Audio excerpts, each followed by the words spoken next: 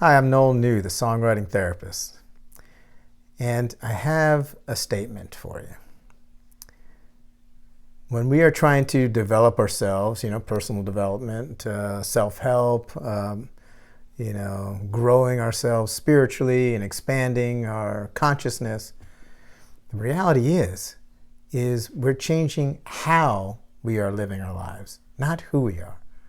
So the statement is change how you are. Don't try to change who you are. And the reason is because who you are is completely wonderful right now, as is. Even if you don't like yourself, even if you don't like certain aspects of yourself, even if you think you're wrong, you're bad, you're broken, you're defective, whatever the case may be.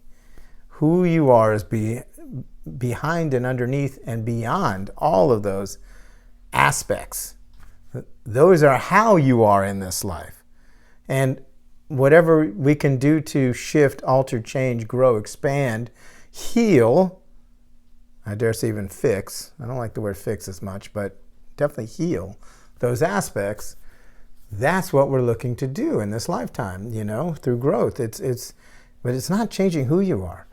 So once we know who I am is completely, perfectly me, then I can focus on, how am I treating myself and others? How am I looking at things? Now, the key to the how is going to be to shift myself in how I'm dealing with myself and others. And the way that a concrete identifier of how that shift is starting to take place is boundaries. I'm having boundaries with myself and others. So when things are negative, they don't work well, I stop doing those. Or when things are positive, I start doing those things more. Again, how I'm living. And with boundaries, it's how I'm developing myself with others in communication and connection with. Now, there's two forms of the boundary, of each boundary.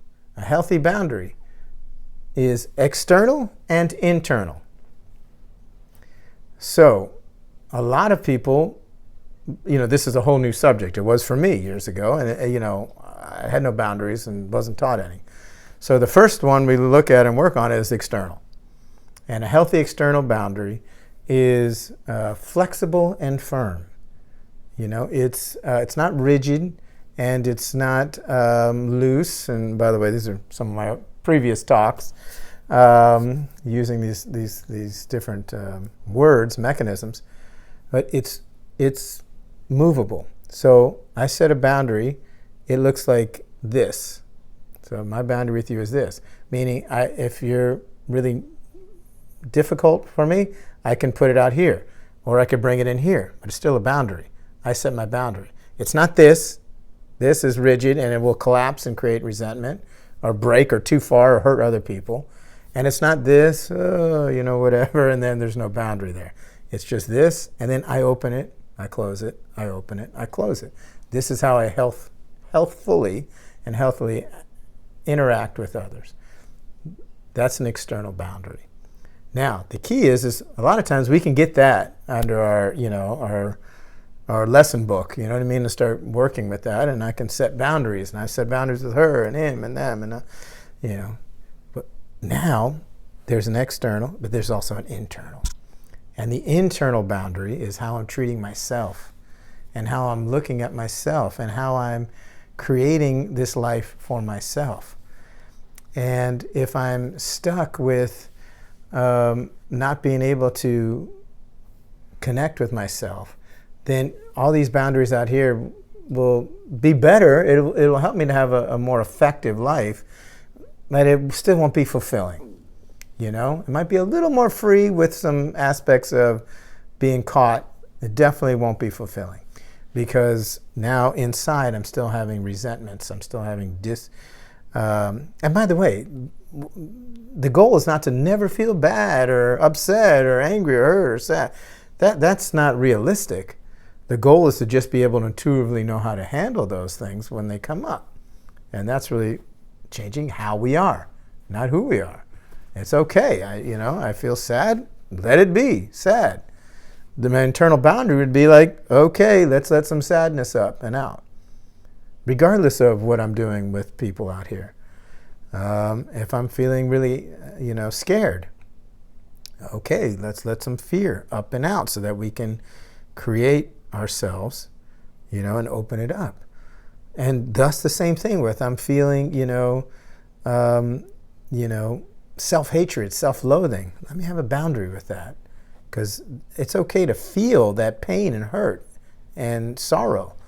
And if I'm taking it out on myself, I need to have a boundary with myself with that, because if I don't, I'm going to continue the loop of discontentedness, no matter what anybody else is doing. And by the way, how I treat myself is how I am attracting other people in this world to treat me as well.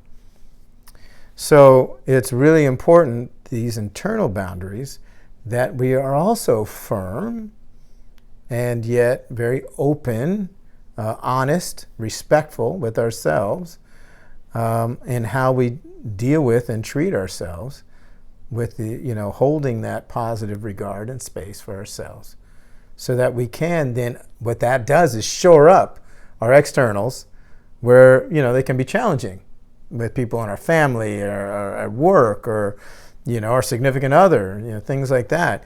Those can be very challenging because they're so personal, right?